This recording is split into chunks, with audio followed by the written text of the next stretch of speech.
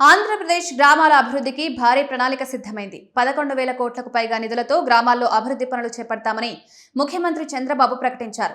ఈ కార్యక్రమానికి ఉప ముఖ్యమంత్రి పవన్ కళ్యాణ్ నాయకత్వం వహించనున్నట్లు వెల్లడించారు. కేంద్ర రాష్ట్ర ప్రభుత్వాల భాగస్వామ్యంతో గ్రామీణ ప్రాంతాలను అభివృద్ధి చేసే లక్ష్యంతో కొత్త కార్యక్రమానికి శ్రీకారం చుట్టారు.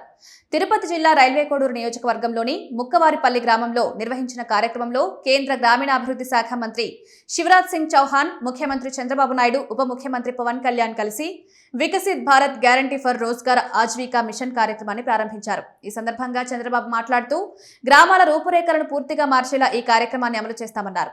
కేంద్ర ప్రభుత్వం నుంచి సుమారు 7,700 కోట్లు, రాష్ట్ర ప్రభుత్వం నుంచి 4,000 కోట్లకు పైగా నిధులు అందించి మొత్తం 11,000 కోట్లకు పైగా గ్రామీణ అభివృద్ధి కోసం వినియోగిస్తామన్నారు. ఈ నిధులతో గ్రామాల్లో 125 రోజుల వరకు ఉపాధి అవకాశాలు కల్పించడంతో పాటు గ్రామీణ రహదారులు, డ్రైనేజ్లు, కాలువలు, వ్యవసాయానికి ఉపయోగపడే డొంక రోడ్లు వంటి శాశ్వత మౌలిక వస్తువులను అభివృద్ధి చేస్తామని వెల్లడించారు. ఈ పథకాన్ని పూర్తిగా పారదర్శకంగా అమలు చేయడానికి జియో ట్యాగింగ్, బయోమెట్రిక్ వంటి ఆధునిక సాంకేతిక వ్యవస్థలను ఉపయోగిస్తామన్నారు. ఈ సందర్భంగా గత ప్రభుత్వంపై కూడా చంద్రబాబు విమర్శలు చేశారు. గత పాలనలో కేంద్ర సహకారంతో అమలవుతున్న అనేక పథకాలు సరిగా అమలు కాలేదని, ఇప్పుడు వాటిని తిరిగి గాడిలో పెట్టేందుకు తమ ప్రభుత్వం కృషి చేస్తోందన్నారు.